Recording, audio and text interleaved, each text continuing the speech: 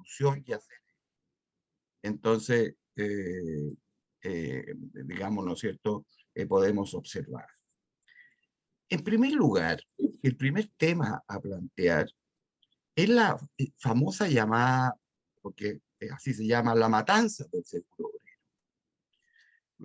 Quiero contextualizar eso y van a ver ustedes que las otras dos cosas que van a decir no tienen relación con esto, ¿no es cierto? ¿Qué ocurrió? En términos breves, para contextualizar, el año 1932 terminaba lo que se llama la segunda anarquía.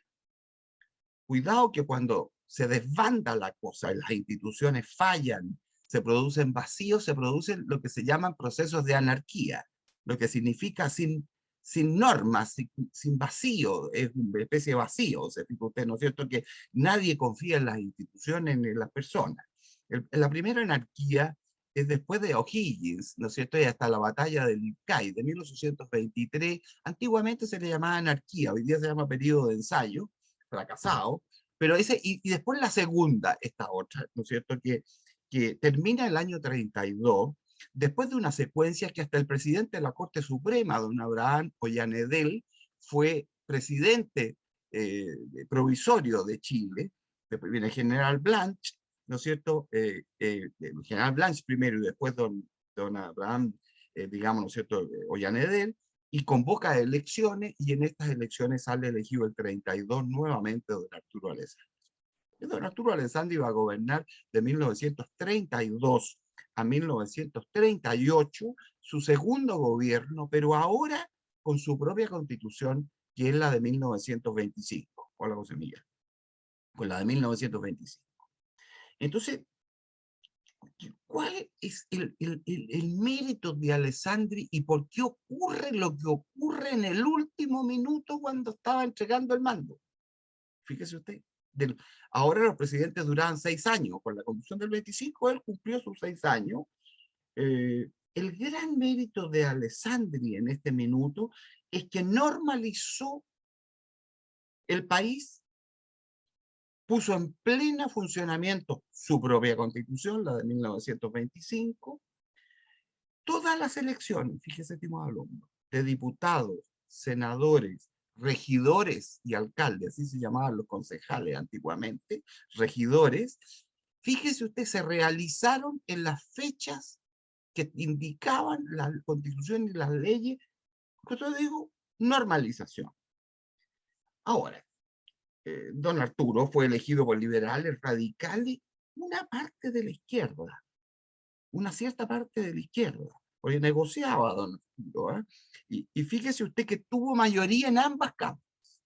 Entonces hace un gobierno, pero esta es la época de los frentes populares, en que se había cambiado.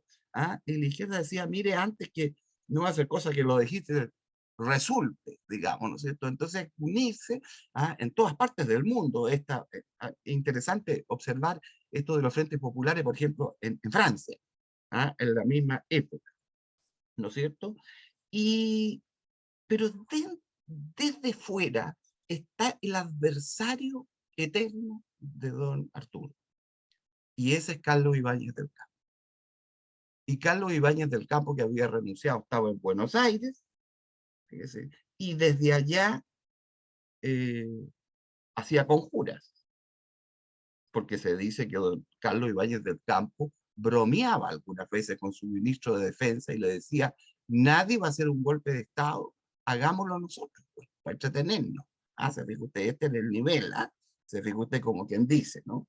Y entonces, pero don Arturo, fíjense ustedes, joven, estimado amigo, gobernó también con estados de excepción, porque tuvo un estupendo ministro de Hacienda, digamos, ¿no es cierto?, ya me voy a referir a él después, que era Gustavo Ross, y ordenó, pero siempre está la inflación de acá, la enfermedad crónica de Chile en esta parte del siglo XX, ¿no es cierto? Y gobernó con estado de excepción, se fija usted, y esto fue, a ver, don Arturo, no obstante funcional, como dice Gonzalo Vial en su Historia Monumental de Chile, se rodeaba de un aura de arbitrariedad. Yo hago lo que yo quiero. ¿Ah? Y se echaba al bolsillo la Constitución y las leyes si era necesario. No andaba con esto. Estos son vocablos, naturalmente, que hay que matizar. Entonces, hizo este gobierno de 6 años. Cuando llegamos al año 1938 iba a terminar su gobierno. Y fíjense ustedes que el 21 de mayo de 1938, cuando el presidente, el 21 de mayo, da el mensaje presidencial, la cuenta pública al país, se produce un enorme problema en el Congreso que un grupo muy pequeño de los nazis hacen explotar una bomba que era de ruido dentro del Congreso. Y un diputado dispara balazos, dispara un balazo con un revólver dentro. Entonces tuvo que entrar investigaciones, porque la investigación es el que hizo esto, ese usted, se llevaron, piensen ustedes que al diputado Gabriel González Videla lo sacaron a la rastra dentro del Congreso, porque Gabriel González Videla se abalanzó hacia la testera, a donde estaba don Arturo. Entonces vinieron los otros. Esto se lo estoy diciendo para que ustedes vean, ¿no es cierto?, el ambiente. Este es el 21 de mayo, es la última cuenta presidencial. Pero en la elección misma, los candidatos eran Pedro Aguirre Cerda, por los radicales, todos sabemos quién es, don Gustavo Ross, que era el ministro de Hacienda, mire, excelente financista, pero pésimo candidato. ¿No es cierto? Excelente, frío como el agua del río, ¿no es cierto? Vivió en el extranjero mucho tiempo, entonces el hombre no, y además tenía un defecto político gravísimo, que decía lo que pensaba. Entonces, como decía lo que pensaba el hombre, iba con todo, digamos, ¿no es cierto? Entonces, se fija usted, no obstante que ordenó el país, ordenó las finanzas, logró bajar. Ese era el gran médico. Se fija usted, ahora, yo no sé, siempre he pensado que los ministros de Hacienda muy exitosos no les va bien después, ¿se han fijado ustedes? ¿Se han fijado lo que le pasó a Hernán Vigi? ¿Se acuerdan de que Vigi iba con ejercicio él y tampoco nada, digamos, ¿no es cierto? ¿No? Le pasa a los ministros de Hacienda, ¿no? Tienen que tomar. Entonces, ¿qué ocurrió? Que el otro tercer candidato, eterno candidato siempre, era Carlos Ibáñez. Era Carlos Ibáñez, que venía de Buenos Aires, digamos, ¿no es cierto? Se fija usted, ¿no es cierto? ¿Cuál era el razonamiento? Si va dividido Pedro Aguirre Cerda y Carlos Ibáñez, que captaban, ¿no? Gana Gustavo Ross. Gana Gustavo Ross. En consecuencia, se fija usted, ¿no es cierto? Es aquí cuando viene, fíjese usted, aparece en la escena el grupo, digamos, ¿no es cierto?, que es el movimiento nacional socialista en Chile. Es un movimiento pequeño, pero fíjese que en la elección de diputados último habían sacado 3 diputados. Y uno de estos diputados era Jorge González Formarés, que era hijo de un médico muy reconocido de Talca. Su madre era prusiana, él era abogado. Se fija usted, él era abogado. Y entonces, se fija usted, ellos copiaban las externalidades, al parecer, y está demostrado, está demostrado, no tenían contacto ni movimiento con el movimiento de Alemania, no, ni tuvieron financiamiento, sino que era más bien un grupo, digamos, pequeño, pero cuidado, que los grupos pequeños algunas veces son más importantes que los grandes, si son decididos, ¿no es cierto? Y se lanzan en la escena. Entonces, comenzó a rondar la idea, y aquí Ibáñez, teledirigida a esto, con González Formaré, de optar por un golpe pero que, de Estado, pero que primero partía con una especie de punch. Todas estas palabras tienen definiciones, ciencias políticas, gente que se dedica a esto, qué diferencia hay entre un punch, un golpe, un pronunciamiento, una especie de punch, un alzamiento, y que después se iba a tornar, digamos, ¿no es cierto?, en un golpe, por así decirlo. Este golpe, ¿cómo iba a comenzar?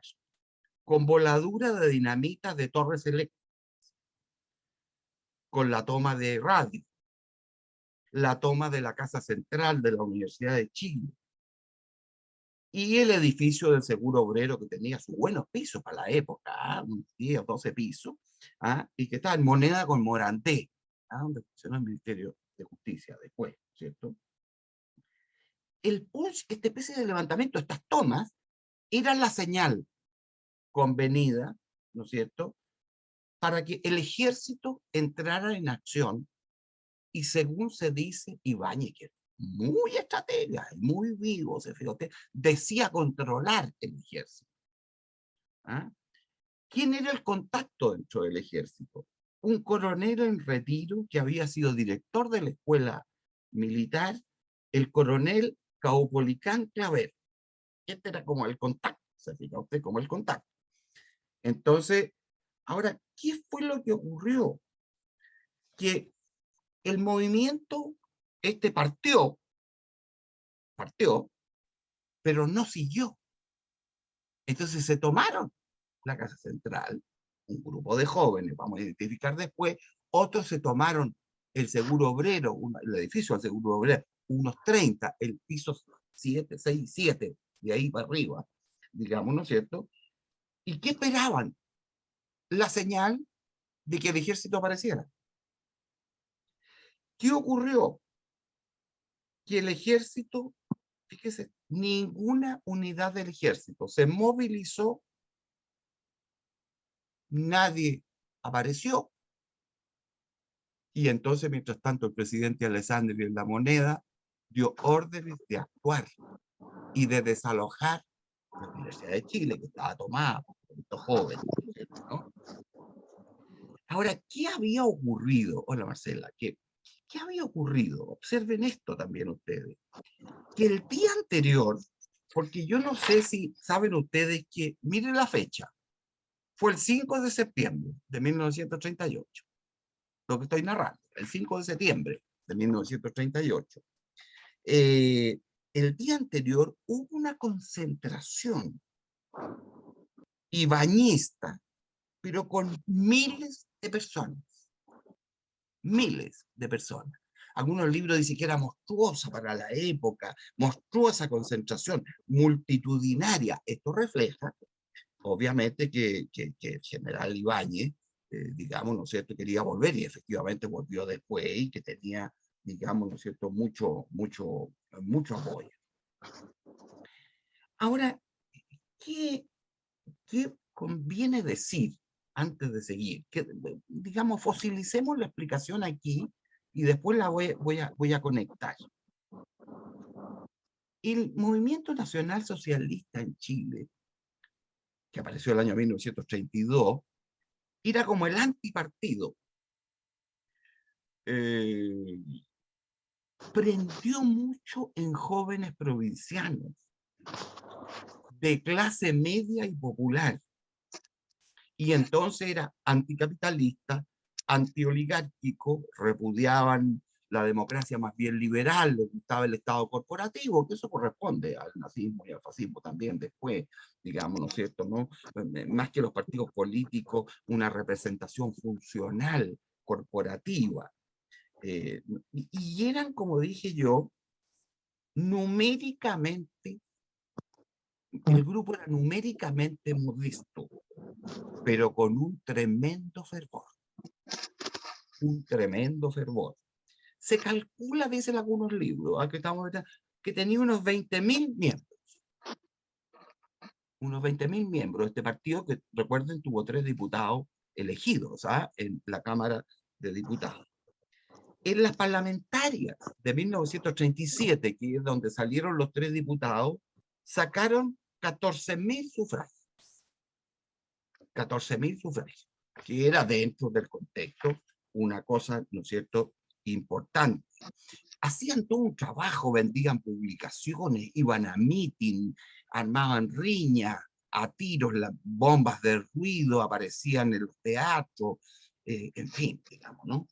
Pero lo cierto, volvamos atrás, lo cierto, este grupo, vuelvo a repetir, se apoderaron, sobre todo quiero ir primero la Casa Central de la Universidad de Chile, Y en el piso del Seguro Obrero, fíjese usted, cuando iban subiendo, porque ahí subieron como 30, eran como 30 los que estaban ya en el Seguro Obrero, eh, ahí dispararon unos tiros, entró un carabinero, le dispararon al carabinero, el carabinero murió ahí, a la salida del edificio, ¿no es cierto? Y ustedes me dirán, oiga, profesor, y González Bombarés, ¿dónde estaba? Estaba, adivinen, en el sótano de una casa del barrio Alto, y desde ahí daba las órdenes.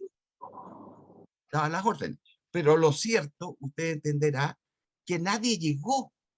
Entonces eso permitió que el presidente Alessandri, que estaba terminando su gobierno, imagínese usted, estaba terminando, y obviamente no quería, porque oficialmente era un intento ya francamente de golpe, y el general director de Carabineros, recuerden ustedes que el Cuerpo de Carabineros de Chile, que no lo nombra casi más que una o dos veces el proyecto de nueva constitución, ¿ah?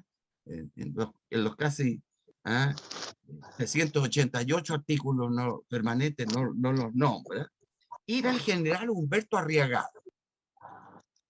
El general Humberto Arriagada.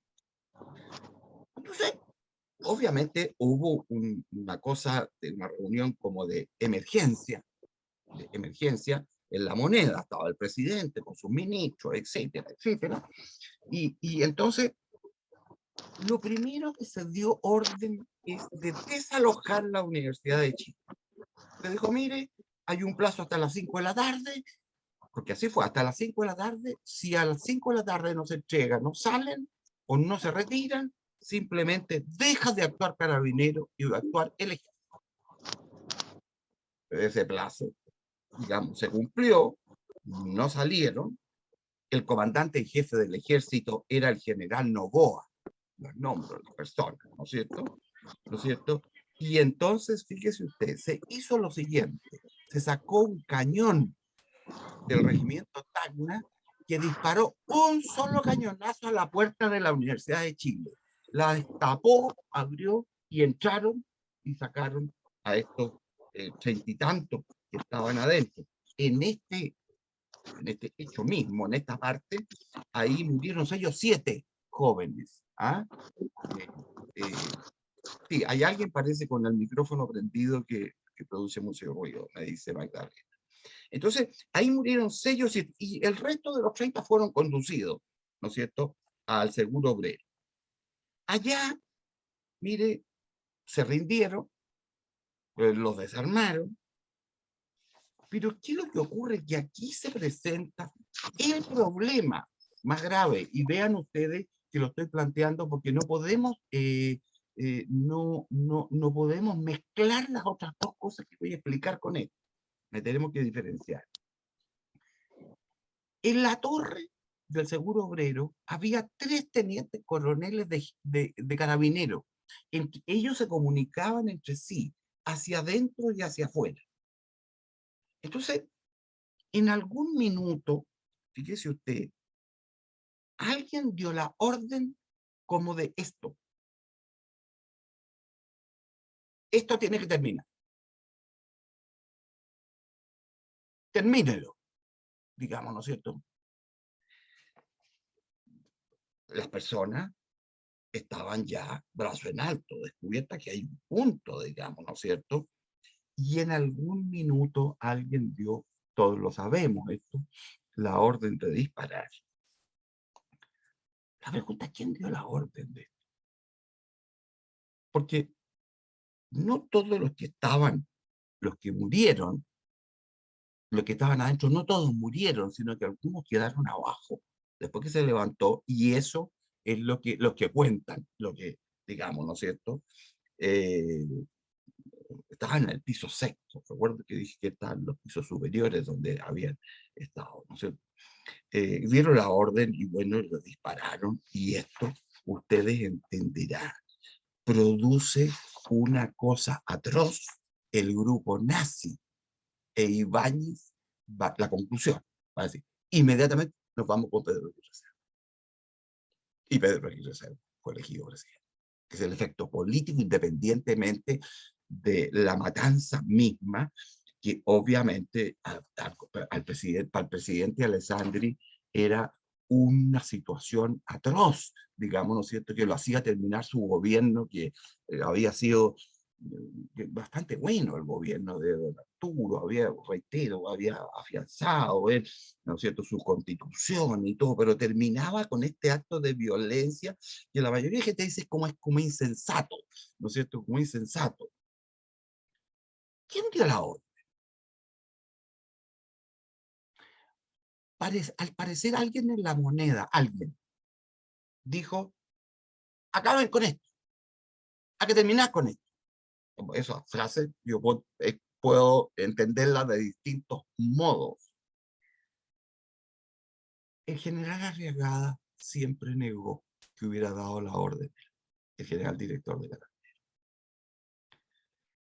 Ahora, ¿alguien podía dar la orden? Esta es la pregunta, sin que el presidente de la República lo supiera, de lo que iba a ocurrir.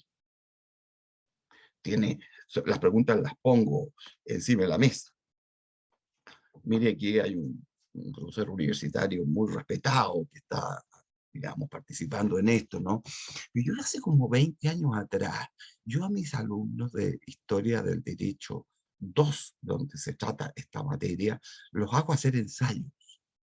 Y hace, mire, 20 años, porque el profesor que habla tiene muchos años ya, digo, y entonces, ¿sabes? Fíjate usted, miro un ensayo,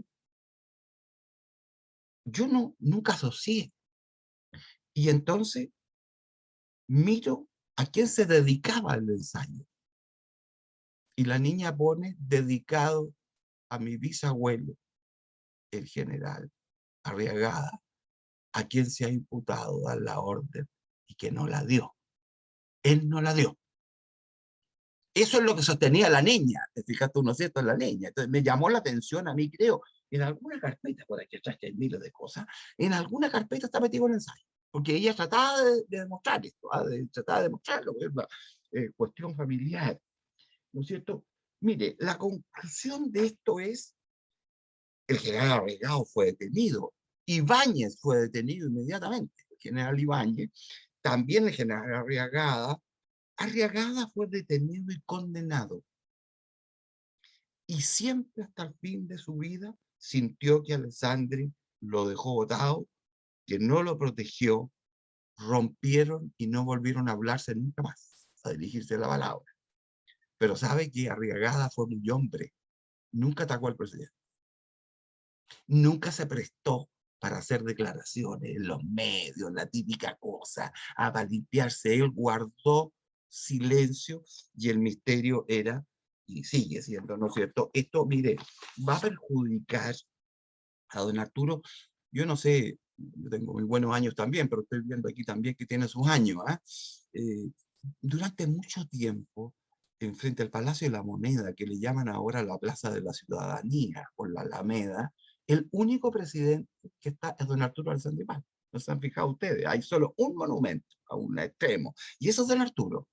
Y numerosas veces, cuando se acercaba el 4 del 5, se fija usted, de septiembre, ese monumento aparecía manchado con rojo, la gente de las familias que no lo... Porque esto, y aquí viene la diferencia, fíjese usted, aquí no está la parte ideológica, sino que era un grupo, digamos, ¿no es cierto?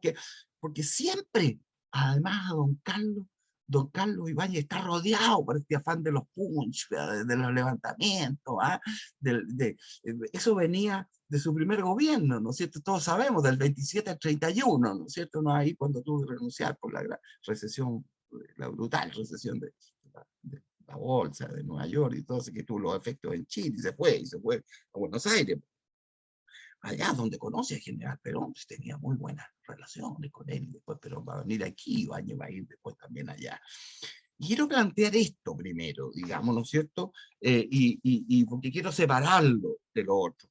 Al parecer, dentro del desarrollo del asunto mismo, de este acto violento, se discutía si Carlos Ibáñez había aprobado esto. Y hay gente que dice, sí lo aprobó. Y él iba a dar la orden de actuar. al ejército. Y no la dio. Y no la dio. Esos son los hechos, ¿no es cierto?, sobre la mesa. No la dio. Y bueno, tenemos un resultado brutal, ¿no es cierto? Son como 59 jóvenes ahí, qué sé yo, ¿no es cierto? Era así. No, no, de ahí es el movimiento como que, el movimiento mismo, como que, diríamos, baja, ya no tiene la importancia que tiene después, que no tiene importancia después. Bien, voy a dos cuestiones más. A dos cuestiones más. Esto es una hora. Dispongo de media hora y para sacar una conclusión. Las dos cuestiones que voy a plantear ahora ocurrieron en el gobierno de Gabriel González Videla. Esto es importante.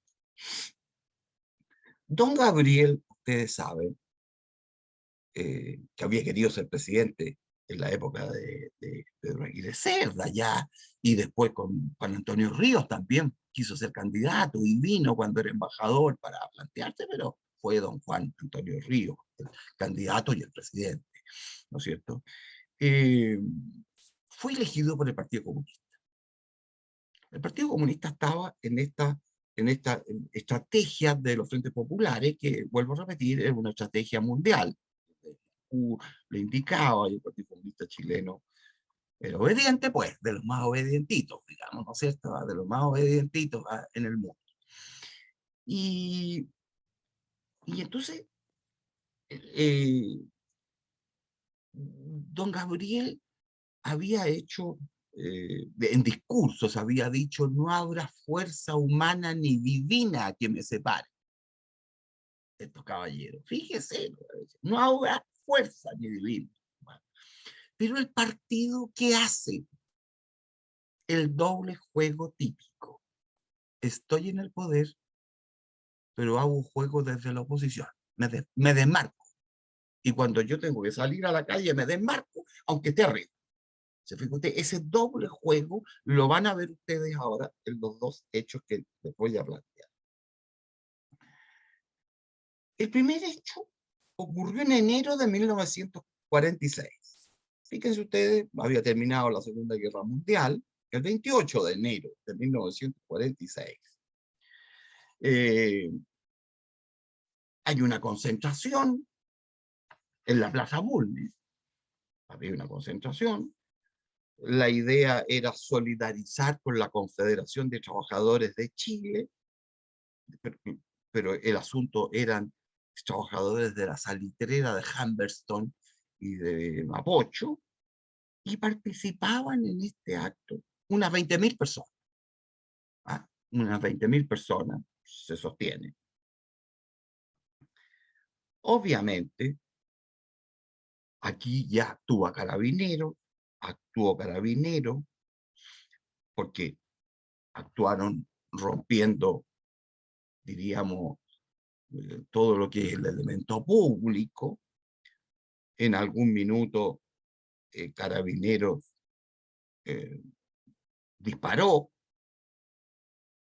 y en esta concentración murieron 8 personas, aproximadamente, 8 o 9, se discute, porque en todo esto depende un libro que usted mire, y obviamente depende el historiador que usted mire, ¿no es cierto? Aquí viene la interpretación, entonces tenemos que tenerlo claro. Entonces, sí, pero había más muertos, pero lo llevaron, digamos, lo sacaron. ¿Qué es? No sé si manejan ustedes este dato. Dentro de los muertos y heridos había una niña, que era una niña joven, eh, que había nacido en 1926 y que ingresó a las Juventudes Comunistas con su hermana Flor y Olga el año 1944. Y esta niña se llamaba Ramona Aurelia Parra Alarcón. Aquí tiene la explicación para los que tenemos más edad. Fíjese usted, Ramona Aurelia Parra Alarcón. Esta niña estudió en el Instituto Superior de Comercio, que estaba en el centro. ha funcionado hasta hay un Instituto Superior de Comercio, que eran las carreras técnicas, que eran muy valiosas, te enseñaban elementos de contabilidad, en fin, y qué sé yo. Y esta niña estudió ahí, y el año 1945, al año siguiente, terminando la Segunda Guerra Mundial, entró a trabajar en el laboratorio Recalcine. Los más antiguos también se acordarán que había un laboratorio llamado Recalcine, ¿no es cierto? El laboratorio Recalcine. Y ahí de inmediato ya formó parte del sindicato, de manera que era una joven activa en esta cuestión. Lo cierto, puedo repetir, es que en esta concentración, estaba en la Plaza Bulnes, se abrió fuego, ahí quedó herida de gravedad, y ella va a morir en la posta central. La posta central no está en la calle Portugal, donde está ahora, sino que estaba detrás de la iglesia de San Francisco. Hay una calle, ahí estaba la posta central. Ahí murió esta niña, en fin, yo preparándome para esto, yo no soy dado a esto, pero en fin, hay fotos y todo de ella. Y entonces, miren ustedes cómo aparece la iconografía, o cómo la violencia, perdón, o cómo los problemas, porque obviamente cada una de estas cosas plantea un problema, pero los problemas se resuelven por distintas vías. Pero cómo usted toma el problema y el conflicto lo transforma en sistema. Lo transforma en sistema, esa es parte de la estrategia, y muere gente joven, en numerosas concentraciones. De ella sabemos por qué, porque en tiempos de la Unidad Popular se creó una brigada llamada Ramona Parra y que pintaba graffiti, y que la gente decía, brigada Ramona Parra, ¿quién es Ramona Parra? ¿De dónde salió?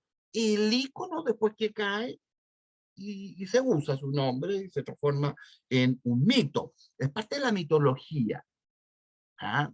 Independientemente de que fue muerta en la concentración, el carabinero disparó, bueno, pero es otra cosa, ¿no es cierto? ¿No? Y quiero que me oigan un texto de Neruda, porque Neruda yo creo que es un magnífico, grandioso poeta cuando no es político. Pero el defecto que tiene es cuando usa la poesía con efectos políticos, se fija usted, ¿ah? Y entonces es parte de que escribe bien. Oigan este texto, comillas, Ramona Parra, joven estrella iluminada. Ramona Parra, frágil heroína. Ramona Parra, flor ensangrentada. Amiga nuestra, corazón valiente. Niña ejemplar, guerrillera dorada. Juramos en tu nombre continuar esta lucha para que así florezca tu sangre derramada. Cierre comillas. Aquí está el Neruda que toma, te fijas tú, ¿por qué? Porque ha habido muchos jóvenes muertos después, pero no se llamaron Ramón Parra, que a lo mejor eran idealistas ante un problema, y entonces la estrategia es forzar el conflicto, pero en este caso que estoy planteando de la Plaza Bulnes y la que voy a plantear es parte, no, porque el año 32 es otra cosa, esto es parte de una estrategia partidista diseñada, ¿cierto? ¿No? Diseñada. Bueno, esto es el año, fíjense bien lo que estoy diciendo, en 1946. El 28 de enero. En 1948 se va a dictar la Ley de Defensa Permanente de la Democracia. Entonces ya Neruda no puso al mismo, perdón, Gabriel González Videla ya no es el mismo para Neruda. Porque cuando es elegido, mire, tiene versos increíbles. Gabriel te llama el pueblo te llama Gabriel. ¿Ah?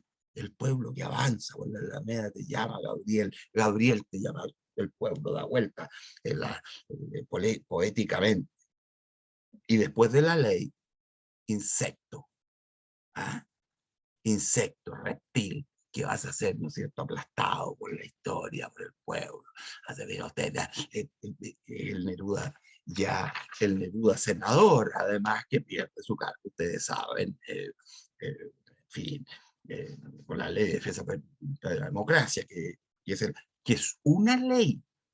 No, mire, las cosas son como son. Es una ley aprobada por el Congreso Nacional en Estado de Derecho, incluso con votos socialistas, cosas que no suelen señalarse, ¿no es cierto? No estoy diciendo, ¿no?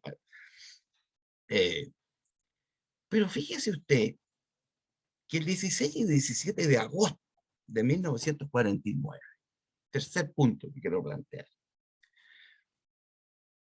Mire, el año 1949 es el año en que Gabriel González Videla, además, mediante una ley, le otorga los derechos políticos plenos a las mujeres.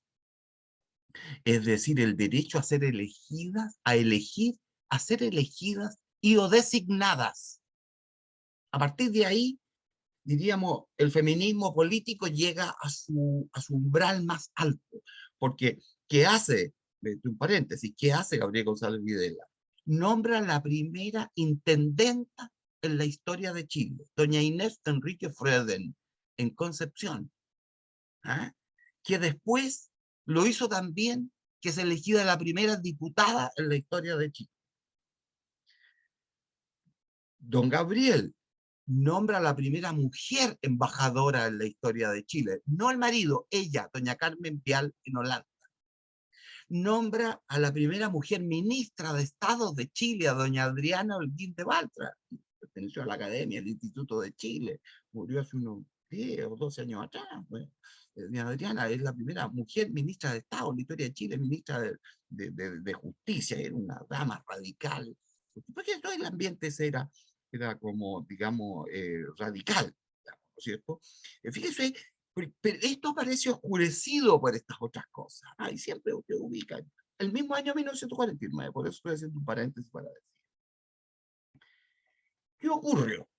Aquí ustedes podrán sacar las conclusiones que quieran. Ya hay textos que están haciendo este trabajo que voy a plantear. Vino un alza del transporte. Vino un alza del transporte.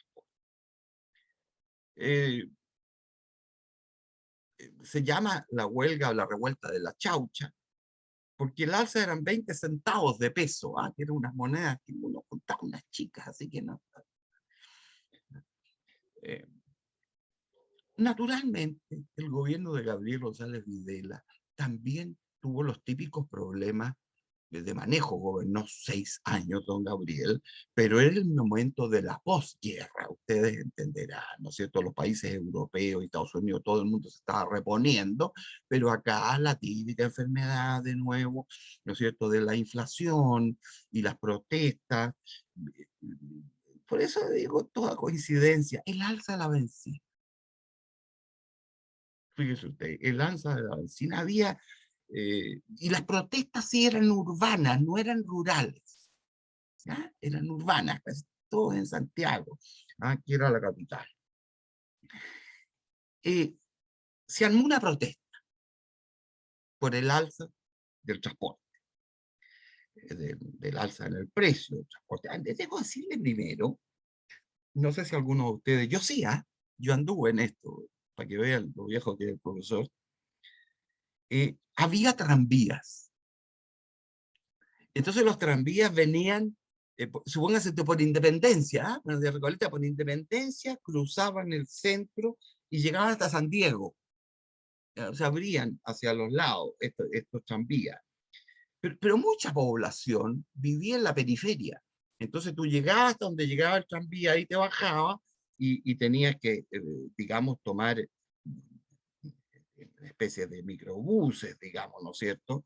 Y bueno, todo esto, observen ustedes como de inmediato estaba en el gobierno de García Videla. No obstante que usted hay una ley que prohíbe el partido actúa de manera salvaje porque maneja una estructura que una de las características que tiene, por hecho dicho, de repente los grupos no necesariamente requieren ser muy grandes, sino pequeños y decididos, que entre paréntesis es la teoría del foco del Che Guevara, digamos, ¿no es cierto? Pocos y decididos, pues, la Revolución Cubana, que hemos hablado de esto, algunos de ustedes me oyeron, digamos, ¿no es cierto? ¿No? Esto partió por estudiantes de la Universidad de Chile, estudiantes de la Universidad de Chile, y partió en la Plaza de Armas. O sea, en ese caso quemaron, dieron vuelta, destruyeron la infraestructura del centro, toda comparación imaginaria, mansiones, en el sindicato de dueños de autobuses, apedrearon el Club de la Unión, o sea, todo el centro, digamos, ¿no es cierto? Y entonces, en realidad, se protestaba por varias cosas, digamos, primero por el alza, y segundo, pues se pedían subsidios, porque aquí también estaban, ¿quiénes? Los dueños de los microbuses, ¿se fija usted? Los dueños de los microbuses, que decían, perdón, pero no queda más remedio porque subió la benzina, entonces también tenemos que subir. Y en esta protesta de la chaucha, hubo 20 muertos, y algunos dicen más, pero 20 identificados. De nuevo, entre ellas, una joven estudiante de enfermería, ¿no es cierto? Alicia Ramírez. Ella murió, fíjese usted, Alicia Ramírez nadie sabe quién es, se pierde en el tiempo. Es cuando la sensación de que uno es usado y no pasa nada. Pues Ramona Parra, sí, la sabemos porque es una brigada, pero Alicia Ramírez la estoy nombrando, nada, no pasa nada, muere ahí nomás, ¿no es cierto? Y obviamente el presidente adivine qué es lo que hace. Toda coincidencia, coincidencia. Deroga el alza tarifaria. Derogó el alza tarifaria. Y bueno, fíjese usted, ahí el presidente estaba también en una visita, el vicepresidente se va a declarar el estado de sitio, ¿no es cierto? Pero en términos prácticos, desde el punto de vista del Estado, recién, que es muy radical esto, se crea la empresa estatal de transporte, empresa estatal de transporte, ya no eran, porque eran otros casos que como fue tan, incluso iban a caballo, llevando coches, digamos, de caballo, trasladando personas. Y ahí cuando trajeron los troles, aparecen los llamados troles famosos, iban los que iban con los cinturones de arriba, digamos, vuelvo a repetir, lo recuerdo exactamente porque yo anduve en ello cuando era chico, me llevaba, digamos, no sé, incluso era como una experiencia, porque yo soy de campo, y veníamos a Santiago y subirse al trole era como una cosa magnética, digamos, ¿no? A qué señor, ¿no? A estos troles. ¿Cuál es la conclusión de esto? Espero yo haberles aportado, si he sido demasiado, pero ya estamos casi en la hora, pero a ver, no ahondado más. ¿Cuál es mi conclusión? Es que es como obvia. Voy a dejar aparte lo primero, porque lo primero, la matanza del segundo obrero tiene un contexto, que es un contexto. El partido nazi confía, está en el Congreso, pero dispara dentro del Congreso, digamos. Se fija usted, de creer que la violencia es el método para resolver las cosas. Eh, Ustedes saben, siempre hay violencia, siempre. Pero yo estoy hablando de violencia institucionalizada, ya cuando yo creo que no queda más remedio que eso, y eso se va a usar como sistema, ¿no es cierto? Como sistema. Después, ustedes saben, va a venir efectivamente por 6 años Carlos Ibáñez del Campo. Ahora sí, pero elegido casi por mayoría absoluta. En la segunda pasada, don Carlos Ibáñez casi le faltó muy poco para la mayoría absoluta. Y de nuevo volvemos a la inflación, digamos, porque don Carlos ya ahora ya no era militar, estaba en retiro. Y se confía, pero es la típica cosa de la inflación y los problemas que tuvo siempre don Carlos en la parte económica, y siguen las protestas, y siguen, y siguen, y siguen. ¿Se fija usted? Entonces, eh, mire, estudiaba don Oscar en el Liceo de Hombres de San Felipe. Entonces, se fija usted, acá el punto es cuando el conflicto, perdón, el problema se usa como conflicto permanente, en que en cada conflicto mueren 20 personas, 8 personas, que si usted lo mira fríamente, yo le pregunto a usted, ¿quiénes eran esas 20 personas? ¿Tienen el nombre de alguna calle esas 20 personas? ¿O las 8 restantes que murieron ahí, exceptuado Ramón Parranoco? No, nadie sabe quiénes son.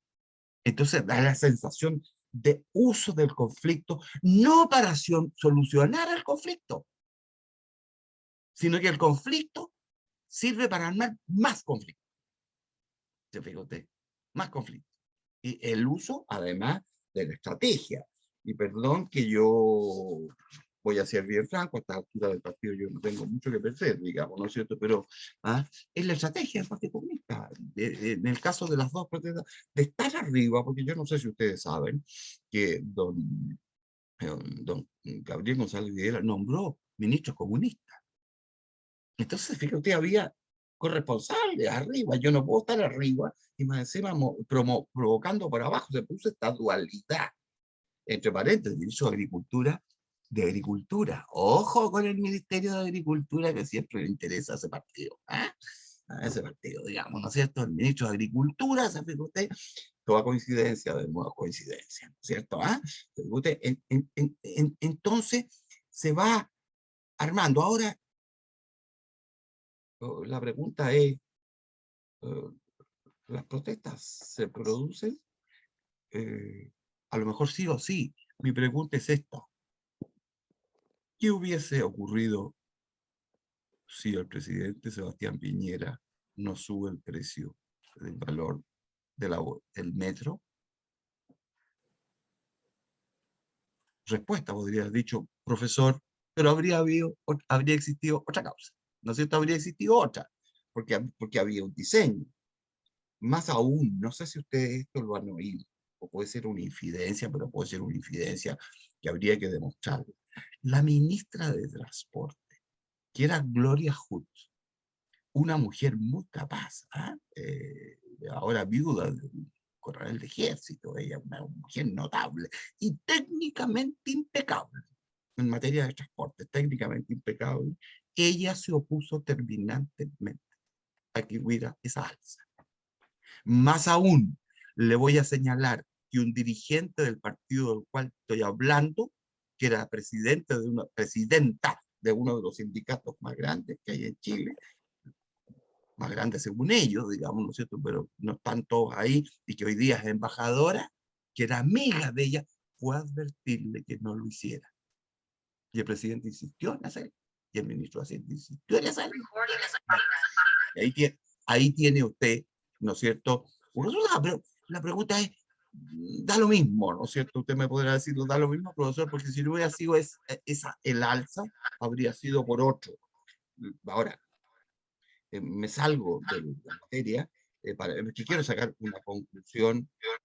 Yo nunca he creído en estos movimientos tan instantáneos. Pueden ser instantáneos en algunos grupos. Yo creo que siempre hay un diseño y una planificación.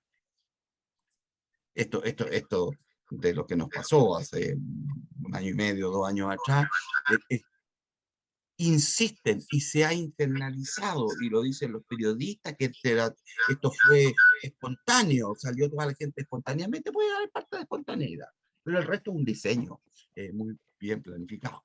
Tiene si ustedes quieren buscarle una cierta como hilación. ¿Qué ha dicho el ministro de Hacienda hace 2 días atrás? Que hay que repensar los valores del metro y de otro, que el próximo año habría que tomar alguna determinación. Lo tiró así, como que no quiero la cosa, y pasó, y nadie protestó. Nadie comenzó a protestar, se pegó usted, nadie. Entonces, aquí hay estructura, además, hay un pensamiento sistemático de creer en la violencia, y eso está estructurado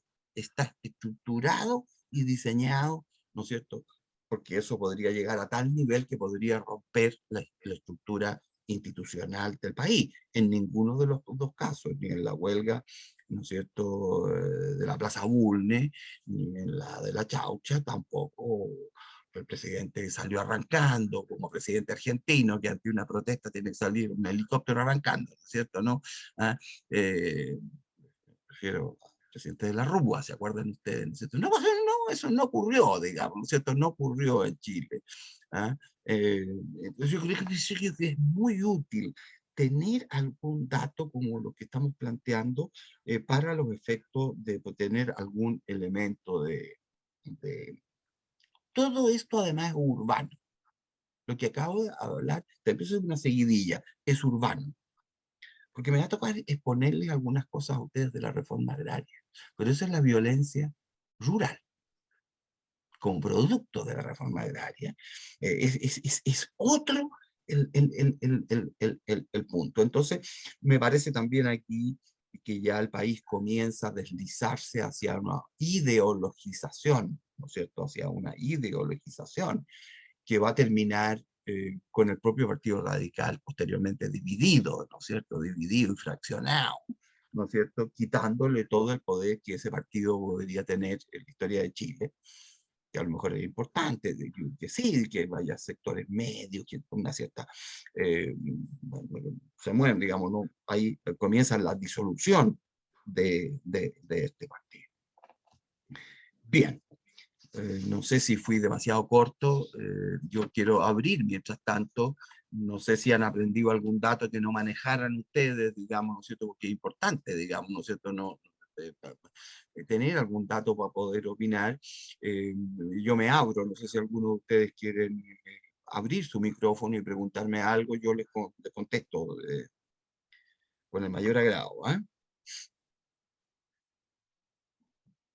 Magdalena, me dice que ella captó bien, digamos, lo que pasa que eh, son, a mí me parece, no sé si ustedes se fijaron además que no se puede mezclar lo del seguro obrero con estas otras dos cosas, porque el seguro obrero está en otra mentalidad, en otra, y entonces la mirada es de otra,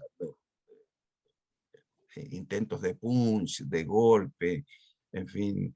eh, la idea ahí era evitar que Gustavo Ross fuera presidente de Chile, digamos, ¿no es cierto? No, era, entonces, Ibáñez y el grupo nazi, que voy a repetir, era pequeño pero muy decidido, fueron por Pedro Aguirre Cerda y don Pedro salió elegido presidente. ¿No? Es otra realidad distinta a los elementos que hay en el gobierno de Gabriel González Videla, que es lo que yo acabo de plantear. Bien, pues yo les pido disculpas que no nos resultó ayer también el asunto, pero nos resultó ahora. Y yo creo que puede ser mucho más interesante la segunda exposición que viene, porque es de la reforma agraria, es de hace 40 años atrás, digamos, ¿cierto? Estamos muy encima, y ahí sí que ya hay elementos ideológicos, pero frontales. Una Frontal. consulta, disculpe la Adelante. interrupción. No puedo, Enrique. Hay el paralelo que se puede hacer con lo que se está viviendo ahora, yo creo que inevitable, sobre todo por el Sí, hecho del alza del precio sí, del transporte. Bueno, en ese tiempo la cosa ideológica, como lo que estaba recién diciendo recién, no existía tanto. Probablemente en Chile había muy poco de eso, pero algo se alcanzaba a notar. Eh, yo su- Además que la realidad de los estratos socioeconómicos eran distintos. claro. Pienso que había mucha más pobreza quizás. Pero había inmigración, por ejemplo. Había una inmigración que hubiera sido reconocible como la que hay ahora, enorme. No sé si habrá sido de tal magnitud, pero existía alguna inmigración en ese tiempo Y mira, a ver, que Enrique, fuera yo, considerable, no sé. mira, hasta dónde me he metido, porque no soy responsable, hasta dónde me he metido, no había esa No, migración, no la había. Eh, Hay una migración que siempre es boliviana-peruana, pero eso es permanente. Te fijas tú más, menos, pero eso es ujú. permanente. pero una cosa desbordada, como hoy día. Me Claro. refiero venezolana, haitiana, colombiana, para ocupar eso. Ujú. Y quiero hacer una advertencia también, Enrique. Mira, yo tengo varios cursos en la Universidad de Desarrollo de Historia de Chile, pero historia cultural y todo. Yo siempre he sostenido, a ver, lo voy a poner sobre la mesa, que Chile es un país de inmigrantes. Estoy hablando después de la Constitución del 33. El propio Estado de Chile promovió la inmigración alemana. Se mandaron a Alemania, te fijas tú, toda la parte alemana, fíjate que fue provocada por el Estado. Pero Ujú. además la sociedad chilena, quiero que me sigan, fíjese, la sociedad chilena, y después voy a comparar, Enrique, la sociedad chilena fue hecha por inmigrantes. El primer rector de la Universidad de Chile cuando se creó es un venezolano, que es Andrés Bello. El segundo rector es un polaco, fantástico, ¿ah? Domeico, ¿ah? Domeico, el segundo gran rector, y por 3 periodos. El fundador de la Escuela de Medicina de la Universidad de Chile, primer decano, el doctor Sassier, que era francés, contratado, era cirujano. El doctor Blest, que venía de Dublín, se fija usted porque era escocés. Los grandes pintores, Chicarelli, todos son. Y cuando el presidente Balmaceda crea el instituto pedagógico llamado hoy día Universidad Metropolitana de Ciencias de la Educación, pedagógico que le llamamos en Santiago, adivine a quién le encargó la creación. A puros profesores alemanes que fueron traídos. Y ahí viene el doctor Lenz, el doctor Joho, los grandes botanistas. ¿Te fijas tú? Si tú miras, los grandes arquitectos son todos franceses, Brunet. Oiga, Henry Mays, todos hablamos del barrio Mays. Henry Mays, ¿qué era? Burras también, le advierto, pero Henry Mays, de la calle Mays, era estadounidense y el constructor de ferrocarriles en Chile con Wellwright. De todos los que he nombrado, y me canso de nombrar porque podría seguir nombrando, la pregunta es, ¿hay alguno chileno? No. Pero ¿a dónde está, Enrique, la respuesta? Creo yo que lo que estoy nombrando es de una enorme calidad. Te fijas, de una enorme calidad. Entonces, y es una cosa regulada. Te fijas tú, regulada. Pero el punto es que de lo que está pasando estos últimos 20 años es que está absolutamente desregulada, admitida por el Estado de Chile por omisión. Y se sostiene que promovida por algunos gobiernos, promovida, ¿ah? Desde fuera, de manera desregulada en un monto que yo no me atrevo a decirlo, pero yo creo que los inmigrantes son más de 1 millón de personas. Estos últimos, no sé yo cómo van a votar el día 5, los que pueden votar, porque se requiere un número de años, digamos, ¿no es cierto?, de estar avecindado, digamos, para poder votar, no llegar, que sea extranjero y pueda votar de inmediato. Se fija usted, ahí te fijas tú, no sé si me fui, pero quiero responderte, te fijas tú, ¿no es cierto? Yo creo que el país, ¿para qué te voy a hablar de la colonia árabe? Del grupo francés de Concepción, te fijas tú que había muchos franceses, o en Valparaíso, que todos los comercios de Valparaíso eran alemanes y eran ingleses, porque Valparaíso, como dice la canción, era puerto principal, ¿no es cierto? Porque no se fundaba el Canal de Panamá hasta 1910, de manera que ahí las mezclas son una mezcla rara. Chile tiene que reconocer que tiene gran aporte de migrantes, pero lo que ocurre ahora es el absoluto desborde, porque en Chile todo es desbordado hoy día. Esa es mi opinión, ¿eh? Lo voy a escribir en un artículo que va a salir en un libro. Debo terminar ¿Había clasismo entonces en Chile? Claro, había, Ya. sí, claro que había, oye. Había clasismo, oye, porque el modelo, por ejemplo, para las fiestas del centenario en 1910, todo era francés. ¿Te fijas? Tú hablabas palabras francesas, todo el toque. La arquitectura es modelo francesa, toda media barroca, recargada. Pues solo porque es Brunet, de Baines, digamos, los arquitectos más importantes eran todos, digamos, nosotros franceses. Y claro que había un clasismo, porque ¿sabes qué? Porque en la primera parte no está la clase media, Yo creo que la clase media parte de 1925 en adelante, comienza a conformarse. Y te lo voy a demostrar con esta frase y termino, porque me estoy desbordando yo mismo. Adivina cuál es el inmigrante más importante. Arturo Alessandri Palma, cuyo bisabuelo llegó a Buenos Aires y cruzó la cordillera para venir a Chile con una mano adelante y una mano atrás, porque no era de la aristocracia Arturo Alessandri. Le fue bien, te fijas tú, porque hicieron negocios, cerca de Romeral, ahí, cerca de Curicó, compraron propiedades, se casaron bien. ¿Ah? Los que no quieren a la familia Alessandri, ¿saben qué dice que don José Pedro, Alessandri Tarsi, don José Pedro? Era circense, actuaba en un circo. Y otros dicen que era un gran artista contratado por el Estado de Chile. Anda a creer tú a quién era el cuento de la familia.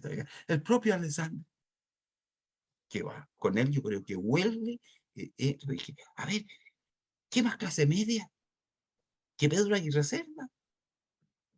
Pedro Aguirre Cerda nació en Pocuro, a la entrada de los Andes, en Calle Larga. ¿Ah? Ahí está su casa donde nació, que eran agricultores chicos. O Gabriel González Videla, perdón, observe este detalle. La mayor cantidad de los presidentes de Chile del siglo XX nacen en regiones, primera cosa, provincias, se decía esa. Estudian en liceos públicos, ahora que se habla de la educación, ¿no es cierto?, del Estado. Fíjate, estudian en liceos públicos. Don Pedro Aguirre Cerda, en la escuela de Pocuro, don Arturo Alessandri en la escuela de Curicó, con puros niños que iban a, como se decía, patapelao, a clase. Ahí conoció don Arturo lo que era, de verdad, con algunos compañeros. Don Juan Antonio Ríos venía de por allá de Los Ángeles. Gabriel González Videla estudió en el Liceo de La Serena. Carlos Ibáñez del Campo, que era general, venía de Linares, que bueno, que estudió en la escuela militar. Salvador Allende mismo venía de Valparaíso y de la aristocracia de Valparaíso. ¿Ah? Ese sí que era aristócrata. ¿Ah? Y Eduardo Frei Montalva, adivine, estudió con una beca en el Luis Campino. Con una beca. Fíjate lo que es la historia de Chile. Y en la pensión donde estaba, adivina que tenía de velador, una caja de manzana. Ese es Eduardo Frei. ¿Te fijas tú la historia como de creer que bueno, estudiaste en el Luis Campino, te fijas, de creer que la historia dice, no. Ahora, yo creo, y no sé si voy un poco a tu pregunta, este proceso que estamos hablando era lento. Había pobreza en Chile, pues Enrique. Si las cosas hay que decirlas como son, ¿te fijas? Entonces este proceso fue lento, las oportunidades eran muy lentas, por eso nos aparece chocante hoy día, porque hoy día, ¿qué exigimos nosotros? Políticas públicas. Al callo, señor, rápido y resuelve el problema. Para eso lo elegimos. No me venga con discurso, no me diga nada, que el discurso. Entonces, este proceso fue lento. Ahí tuvieron un papel clave los liceos. Los liceos en las grandes ciudades. Si tú partes hacia el sur, el liceo de Rancagua, el Liceo San Fernando, el Liceo Curicó, el Liceo de Linares, de Chillán, de Concepción, van los grandes liceos, de San Felipe, el Liceo de los Andes, de hombres y mujeres, ahí estaba la educación, ahí estaba, porque la educación, ciertamente es verdad lo que decía don Pedro Aguirre Cerda, yo no sé, pues no lo he estudiado, no me he metido en la cabeza si lo inventó él, el eslogan, o alguien se lo sugirió. Pero lo cierto es que eso es gobernar. Eso es gobernar. Gobernar es educar. Y aquí Bueno, agregarle hoy día, quizá en ese tiempo, porque hoy sí, día pero hoy yo día creo que que ya habría no que se puede. agregarle gobernar es educar con calidad. ¿Te fijáis? Con calidad, porque aquí la diferencia es la calidad, ¿te fijas? Entonces, es que hoy día es un mundo dinámico, Enrique, es tan distinto, ¿te fijas? Tú, tan distinto, se ha producido una especie de democracia, no hay democracia política nomás, hay democracia económica. Entonces, cuando la gente se mueve, yo no me destaco en mi vida porque, no sé, porque mi padre, no sé, estuvo en la primera junta de gobierno, mi abuelita, ¿no es cierto? Era casada no sé con quién, con don Ramón Freire. No, porque yo tomé la oportunidad y la tomé y la acepté. ¿Te fijas? Entonces, hay un poco de eso. Hoy día es todo más rápido. Por eso yo creo que hay que entender lo que nos pasó con mayores. Y la otra cosa, oye, que son los medios de comunicación hoy día, porque el mundo cambió, po, ¿te fijáis? Entonces el mundo cambió, entonces la comunicación es instantánea hoy día. Hoy día tú sabes todo, Ujú. inmediatamente. Entonces, ¿qué ocurre? Y soy yo el que estoy hablando, entre paréntesis, yo soy responsable de lo que yo digo. ¿Ah? ¿Te fijas? Y yo intento en estas alturas de mi vida ser lo más libre posible. Es que cualquiera que quiera dar un juicio sobre eso todavía es muy Claro, poco sólido. encima, sí, sí, pero lo que yo te estoy diciendo es que quiero agregar un elemento que es, mm, el profesor que habla, eh, yo del 70 al 73 era regidor. Fui regidor elegido en votaciones, la primera elección que vino en el año 71. Diríamos concejal, hoy día, se cambió el nombre. Y marchamos por las calles. Y marchamos por las calles de Santiago y gritamos, por ejemplo, esto: la papelera no, la papelera no. Porque el único modo de informarnos era por la prensa escrita. Recién la televisión en blanco y negro llegó con Eduardo Frei Montalva, y su antena de Longovilo, que era como una cosa milagrosa de poder comprarse un televisor. Esa es la realidad. Pero cuando la papelera, casi 40 años después, se coluden los precios, eso se llama abuso. Entonces tú pasas del uso al abuso. Y eso, Enrique, es lo que mucha gente, ¿te fijáis? Porque es real. ¿Sabe cuál es mi conclusión? Que en la papelera no está don Jorge Alessandro hoy día. En la papelera no está don Enrique Ayala, don Ernesto Ayala, que una vez cuando era decano de Concepción, yo varias veces en avión viajando en la Universidad del Desarrollo, me tocó con don Enrique al lado, con don Ernesto Ayala al lado. Un señor con un terno todo arrugado, que no le importaba nada, de una sobriedad y de una caballerosidad impresionante. Jamás habría ocurrido con don Jorge Alessandro en la papelera, con don Ernesto Ayala, lo que ocurrió. Entonces, cuando tú pasas al abuso, ¿y por qué ocurre? Porque el abuso se conoce, pues, hoy día instantáneo, están los medios de comunicación, te fijas todo. Entonces, ahí hay un punto que hay que analizar, porque la libertad también hay que merecerla. No solamente hay que hablar de libertad, yo creo que hay que actuar con responsabilidad en el uso de la libertad. ¿Ya? Y ha habido sectores que no lo han hecho, y yo creo que pensaron mucho mirándose su ombligo. No me digas que no, digamos, ¿no es cierto? No me digas que no. Y entonces hay un sector que por primera vez, además, accede a muchas cosas. Esa es la democracia que yo hablo económica. Accede a muchas cosas, te fijas, ¿no es cierto? ¿No? Porque cambia el país, accede a muchas cosas, pues. Entonces, eh, y tú vienes hoy día con una cosa que viene como a la inversa. Con esta anécdota termino, porque eso tiene que ver con política actual, no tiene que ver con las protestas de que estaba hablando de Ramón Esparra. Eh, Me invitaron a dar una conferencia a, al seminario de Santiago. Era sobre la Constitución, pero hace como unos meses atrás.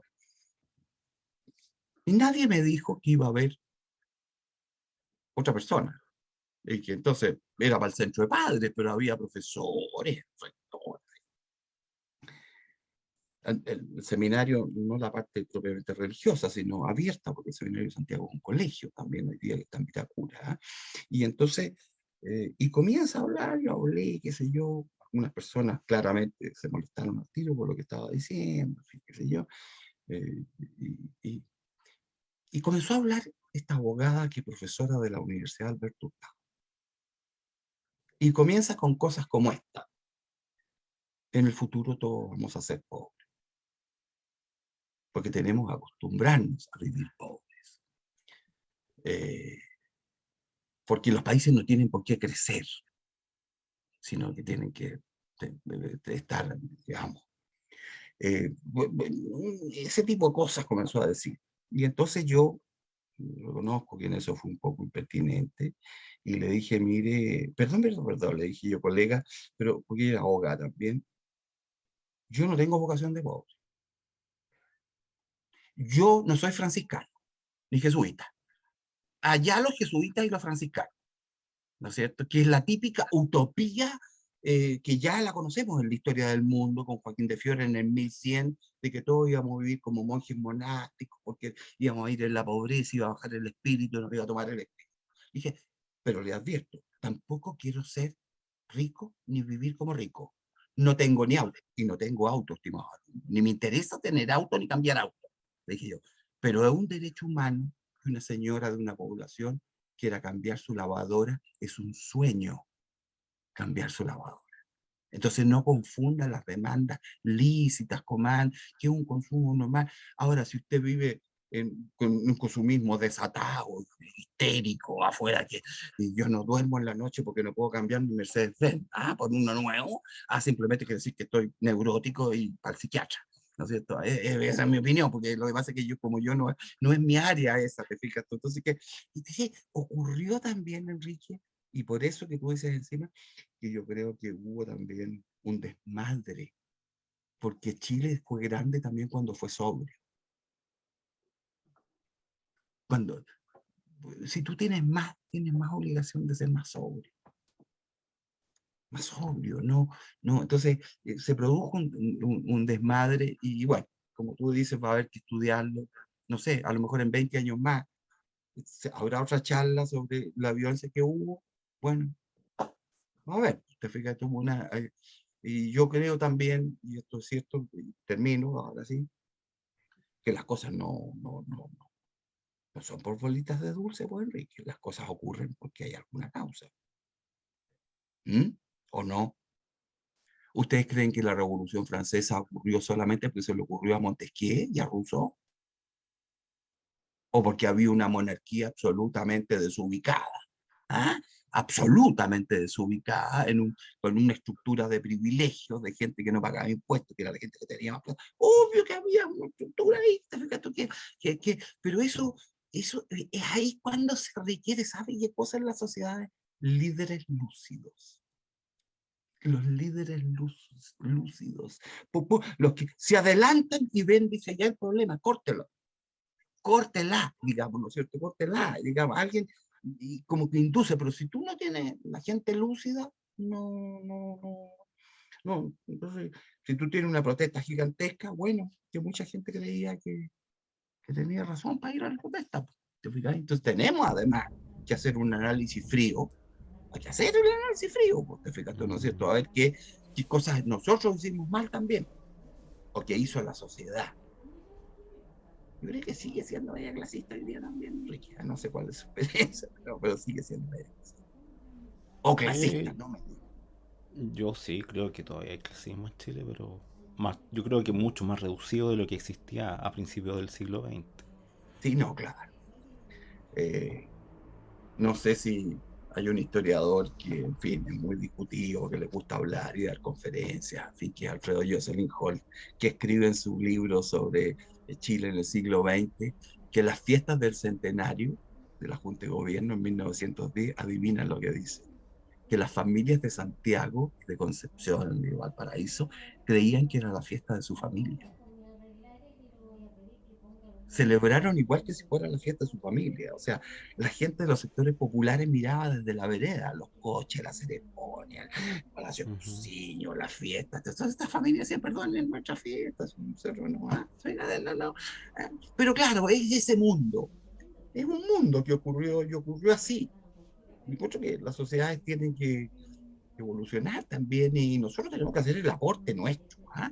Tenemos que hacer el aporte nuestro y ser bien franco y decirle, córtela, digamos, ¿cierto? No, no, esta cosa de estos modos medio Miami Vice, como digo yo, medio Miami Vice, y la falta de seguridad, te fijas tú, el respeto al otro, te fijas, y es un elemento también que hay que poner en contra. Bueno, y además, claramente estamos en extremo ideología. Sí. tenemos ideología. Estimado amigo, yo estoy terminando de estudiar la Constitución, de dar conferencias y escribir un artículo, el proyecto lo tengo aquí ahí detrás, y estoy asombrado. Yo nunca creí que iba a haber una cosa semejante. Ahí está el extremo de ideología. A mí me encanta ser ecologista. Yo cuido mis plantas, reciclo, ¿ah? Reconozco el papel de las mujeres del mundo, reconozco el papel de nuestros indígenas, que más que indígenas son chilenos. A partir de Son O'Higgins, los indígenas chilenos, son chilenos, se llaman chilenos. son todos ¿Ah? chilenos. Claro, somos todos chilenos, pero nunca me dejo llevar por el desborde. Eh, Amigos, si usted leyera el Estatuto del Agua, que es un capítulo de la Constitución, Es una locura. del proyecto, es una locura. Mm. El Estatuto Minero tiene 4 artículos y el Estatuto de las Aguas tiene como 10. ¿Ah? Es que la palabra Estado es usada más de 450 veces. Y en el capítulo primero la palabra Estado está 23 veces y la palabra persona natural 5. Y Aunque la después, palabra sustantivo, que es cualquier cosa, también claro, está ahora ¿cuántas hay, veces? hay entre medio equivalentes, individuo, en fin, seres humanos, pero es un desborde. Entonces, la pregunta mía es, ¿por qué dejamos que otros usaran el ecologismo y no lo usamos nosotros? ¿Por qué dejamos que el feminismo fuera esa versión? Porque hay distintas versiones, ¿no es cierto? Y es porque, ¿sabes por qué? Porque no estaban los líderes lúcidos que se adelantaron. Y dijeron, mira, este es el tema, y tomémoslo nosotros. Esta, termino, sí, es de Juan Pablo II en uno de sus últimos libros, San Juan Pablo II, que dice que las ideas de la Revolución Francesa, libertad, igualdad y fraternidad, eran ideas cristianas que se volvieron locas porque los cristianos no las, no las supieron manejar y las usaron otros. Es lo mismo que está pasando con el feminismo, el ecologismo, son cuestiones cristianas, cristianas. Pero yo tengo que cuidar la naturaleza porque está a mi servicio, ¿no es cierto? Pero fíjese que la naturaleza en el proyecto constitucional tiene derechos. Sí, pues. La naturaleza tiene derechos. Sí. No se va a poder hacer investigación si la No, tiene derechos y eso a que, digamos, ¿no es cierto? Bueno, pero ese es otro punto del que estamos hablando. Daría para otra cosa que mi amigo Gonzalo Rodrigo, digamos, vea más adelante. Bien, pues los dejo porque ya, mire, van a ser las 9, nos pasamos, Valeria, por favor. Profesor, yo soy la anfitriona. Yo soy la anfitriona, sí, pero esta es mi cara real. Oiga, don Enrique, me llamó la atención, me parece interesante sus observaciones, bien agudas, bien irónico. Oye, ¿de dónde eres tú? Yo de Santiago, Ah, eres de vivo en Santiago, Santiago, ya. sí, sí. Allá. Es que hay gente que es de Arica, ya hay gente de distintos lados, por eso que creía claro, estamos sobrecaliente, ¿ah? Muy sobrecaliente. No sé, es que cualquier cosa que se hable de esto es, no sé, es como disparar al aire nomás. Sí, pero hipótesis, pero yo Nadie creo lo... que sí, pero Y es está todo muy bueno. tapado también, pues las comunicaciones bloquean mucho. ¿Cómo? Las comunicaciones bloquean mucho. Uf, pero eso es, olvídate, sí. En para distintos protagonistas, ¿ah? Para distintos protagonistas. Entonces no es un sector nomás, sino que el otro. Pero esa es la nueva realidad virtual que tú no puedes dejar de hacer campaña. Incluso recuerden ustedes que el presidente, ¿cómo se llama? No recuerdo cuál fue que salió en Estados Unidos porque manejó las redes sociales. Las manejó Trump. Es que parece que ayer vi una conferencia de nuevo y parece que va de candidato. Ya es porque manejó las redes sociales, las manejó. Hay un diseño no sé si ustedes se han metido en esto de inteligencia artificial, de ver cómo yo incido, digamos. Con los Hoy, e-bots. y claro, hay una realidad en eso. Entonces, eso te taponea, si es verdad, te taponea No, y es pues sí es verdad. verdad. Entonces, bien, pues Valeria, porque son las 9, fíjate tú, ¿no es cierto? Está bien. Y nos fuimos de, Gracias. No fui por Yo otro creo lado. que todos han disfrutado la clase y bueno, nos vemos el martes en la clase siguiente, que también va a ser en este formato y no en webinar. Ok. Ya. ¿Ya? Chao, chao. Profesor, muchas gracias. que Chao. esté bien. También buenas noches. Gracias, Adiós, profesor. oye. Chao, Gracias, chao. profe. Chao, chao. Adiós, Eva. Chao, chao.